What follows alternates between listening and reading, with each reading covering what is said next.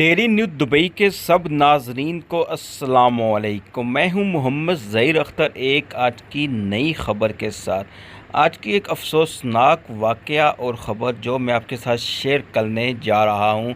Pakistani consulate Dubai کے قونصل general حسن افضل خان نے ہفتے کے روز حالیہ سیلاب کے نتیجے میں ایک پاکستانی کی ہلاکت کی تصدیق کی ہے۔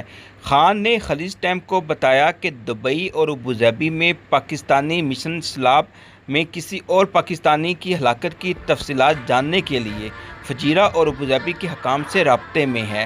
خان نے کہا کہ ابوظہبی میں پاکستانی سفارت خانہ اور پاکستانی قونصلیٹ دبئی پولیس اور دیگر سرکاری اداروں کے ساتھ مزید تفصیلات کا پتہ لگانے کے لیے رابطہ کر رہے ہیں۔